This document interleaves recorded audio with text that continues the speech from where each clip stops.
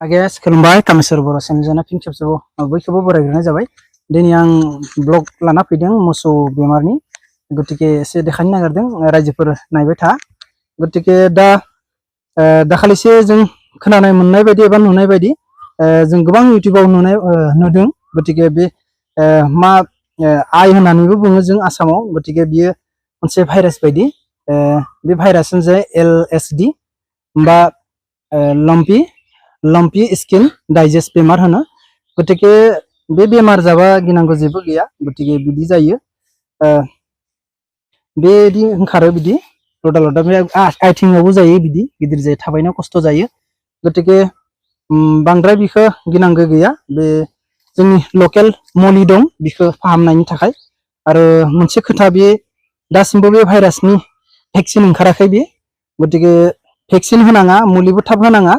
जोंनि लकेल मुलि दं, निम बिलाइ, लोगोसे हालदै 20 ग्राम, आरो लोगोसे गलमरिच, ओमफ्राय फिटकिरि होनो, फिटकिरि 20 ग्राम इदि होनानै गासैबो 20 ग्राम होनानै 2 लिटार दैयाव गोदौनानै दैखौ 2 लिटार लानांगौ। लास्टाव गोदौनानै 1 लिटारसो थाबा बेखौ साखिनानै बथलाव सोना दोननांगौ। आरो सानफ्रोमबो 2 टाइम एबा मोननै टाइम बिखौ फुङाव आरो बेलासे बिदि लोंहोनांगौ।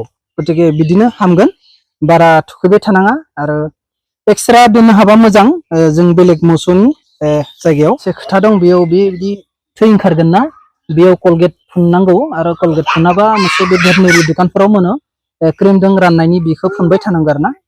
बाखि जेबो गैया, बेखौ एसे मोजां जोथोन लाखिबानो जाबाय। बेखिनिसै, सुबिदा थाबा लाखिबा मोजां। गतिके जोंनि आसामाव बांद्राय बिदि बैसो गोरलैया जादों, आरो बेलेग हारियाना राजस्थानफोराव गिदिर गिदिर मोसौफ्राबो जादों फार्मफोराव। गतिके बिदिनो एसे सिगां खबर होनाय बायदि खबर होबाय, आरो एसे जोथोन लाखिनांगौ। आरो बयबो सांग्रां जानांगौ गावनि न'खरनि मोसौफोरखौ एसे बासायनो नाजानो थाखाय। बेखौनो बयनिसिमबो खावलायनाय थाबाय। आरो दिनैनि ब्लगा बेनोसै, बारा गोलाव नङा। बे बेमारनि थाखायनो एसे सोमोन्दै आं गुबुन इउटिउबारफोरनिफ्राय नायनानै एसे सावरायनाय जाबाय।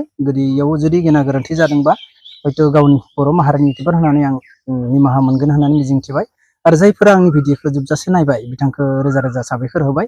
आरो जायफोरा गोदान फैदो, प्लिज अननानै आंनि चेनेलखौ साबस्क्राइब खालामदो, जाहाथे आं थुलुंगा मोननाय बायदि।